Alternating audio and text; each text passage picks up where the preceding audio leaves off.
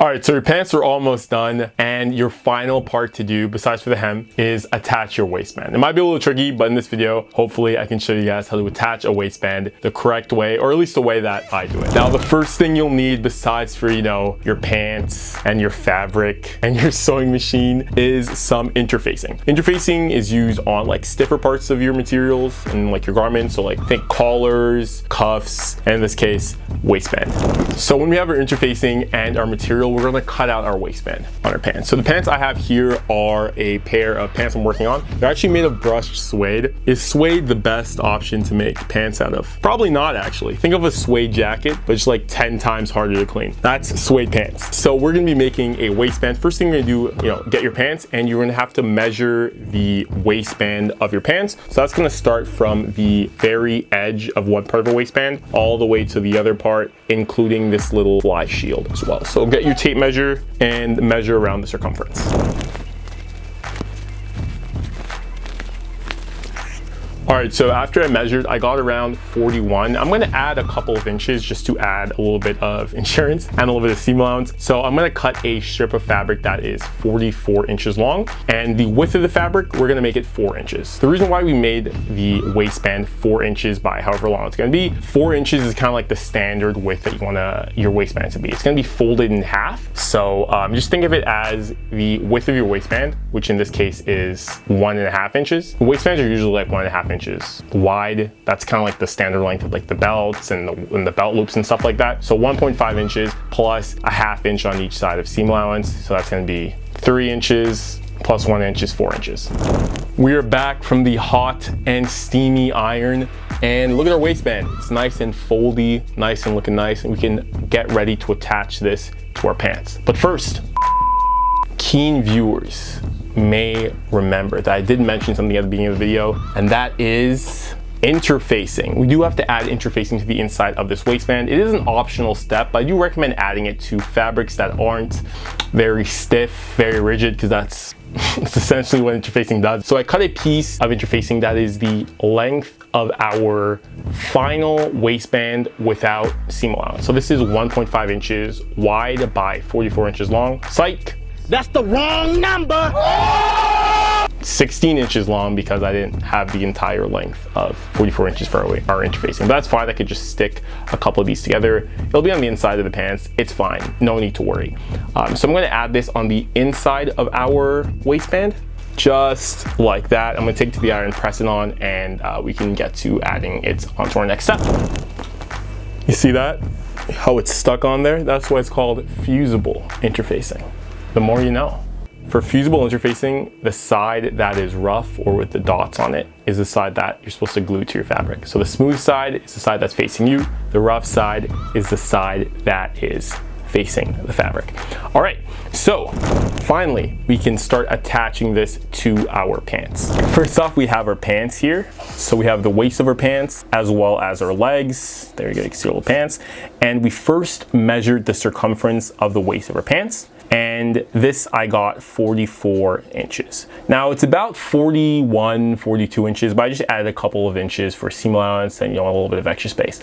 Now we have to measure and cut our waistband. So our waistband is going to be a folded waistband. Kind of think of it as a book that we just close, or a sheet of paper that we fold in half. A good demonstration of this would be a cross section would kind of look something like this. So it's kind of like it kind of looks like an arrowhead where we have the two sides of our waistband here, and then this is our seam allowance in this area. So the regular thickness of our waistband in most pants is 1.5 inches. So since this is going to be folded in half, we take our waistband, this is going to be the interior, and this is going to be the exterior, out and out, and each of these sides are 1.5 inches. So in and out, each of these are 1.5 inches long, and we're also adding seam allowance on the side. And the seam allowance for this, it could just be 0.5 inches because that's a good length for seam allowance that we have for the pants. And if we add all this up together, 1.5 plus 1.5 plus 0.5 plus 0.5, we get 4 inches. So that's where the 4-inch width of our waistband comes from, and the length is just however long the circumference of your waist is. Hopefully that clears it up. And just to make it even more crystal clear, this is kind of like what I was saying, that arrowhead cross section. You can see this is what the waistband is going to look like. So we have the outside, which is 1.5 inches, and we have our 1/2 inch seam allowance that's kind of tucked in here. And on the inside, same thing, 1.5 inches and our 1/2 inch seam allowance that's tucked in here. And we'll kind of take this little sort of arrow shape and we will sandwich it on top of the circumference of our pants, just like that, and then we'll stitch it down. That's essentially what we're doing. So we're gonna take our fabric and we're gonna cut out a piece that is 4 inches wide by 44 inches long.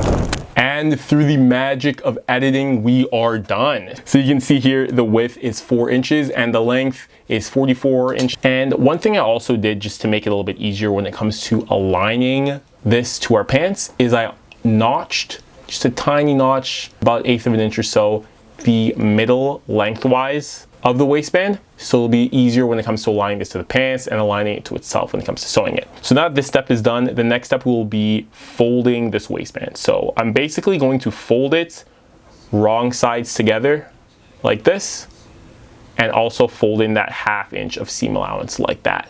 Recreating these folds on this sheet of paper, because this will make it a lot easier to attach to the pants when all the folds are nice and ironed and pressed. Especially with this fabric's a little bit floppy. When it comes to fabrics like denim, cotton, or something like that, stiffer fabrics, the creases will show up a lot better and it'll be easier to hold and keep its shape. This one's a little bit floppy, so I'm gonna have to really press the iron down. So I'm gonna take this to the iron, press it, and I will be right back.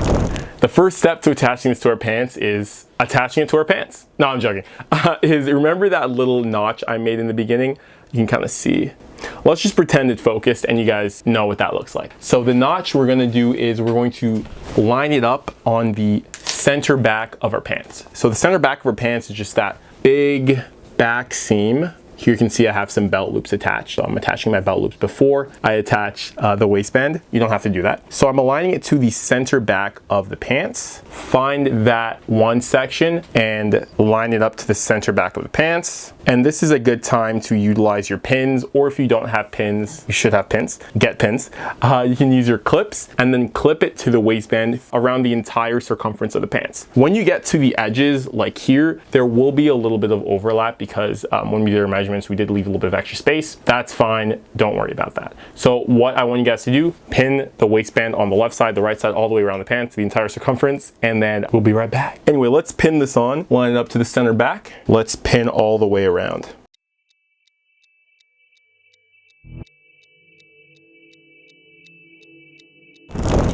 Here we are at the sewing machine. Now we can start sewing the waistband to the waist of the pant. So just to reiterate where we are, all our pieces, because everything's red, it might look a little confusing. This is our waistband. Here we go.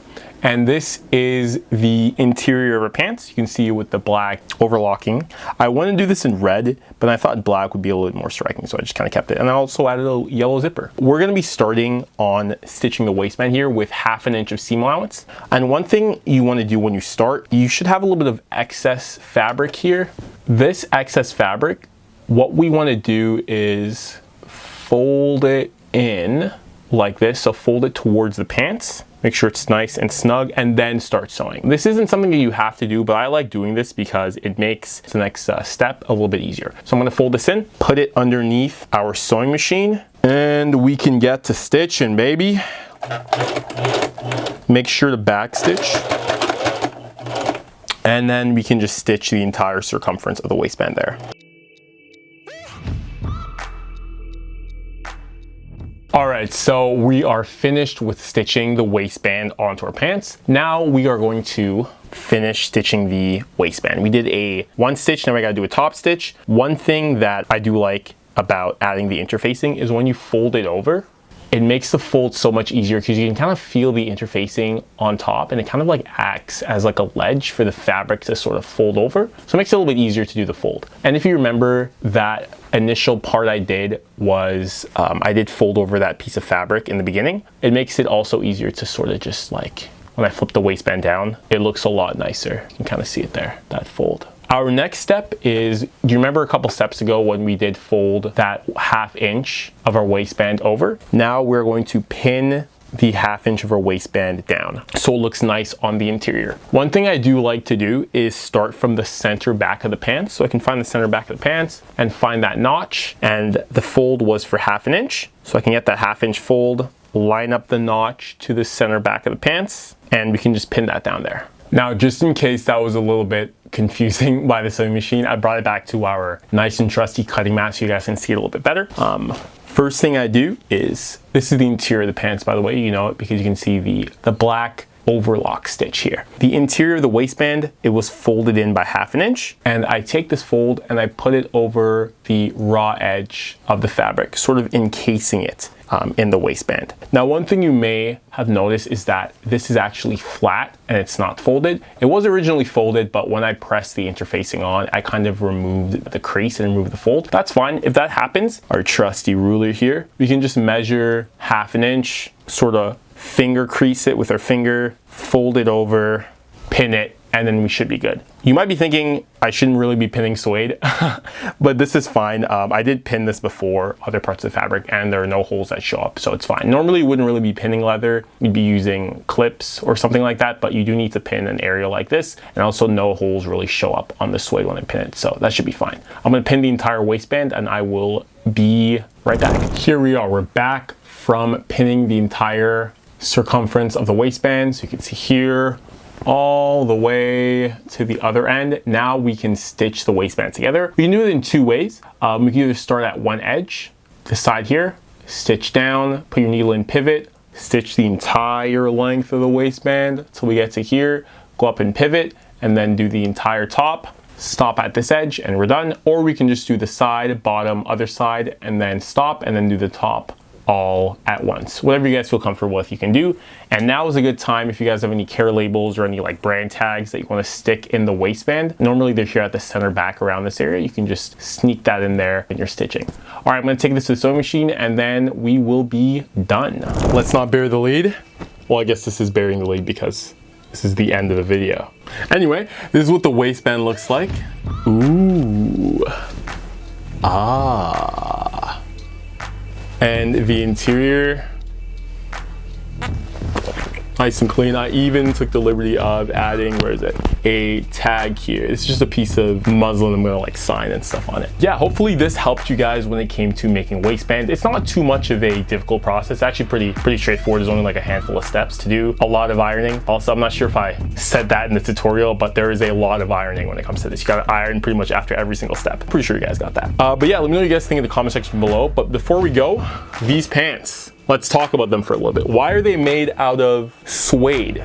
That's probably the single worst material to make pants out of. Just think of all the complexity of a suede jacket, how hard it is to keep that clean. I just multiply it by like 1,000,000 because you're sitting on these. But I really like them and I really had an idea for suede pants because I do think they look kind of cool. As long as you don't sit down on anything gross, they should be fine. And these are actually a part of a project that I've recently started. By the time of this video coming out, it should be a couple weeks through the project where I'm going to be making one new pair of pants every week for, I want to aim for a year, but if I don't make it to a year, I think I'll make it to a year actually. I have quite a few designs. I have a lot of designs in my sketchbook from pretty much, well, since I've been drawing and sketching pants. So I'm going to be making these pants and grabbing a new design from my sketchbook every week and making them into reality. So this is the 3rd week of me doing this, and I have 2 other pants in the back that I'm not gonna grab those. But yeah, let me know what you guys think in the comment section below. I will see you in the next video.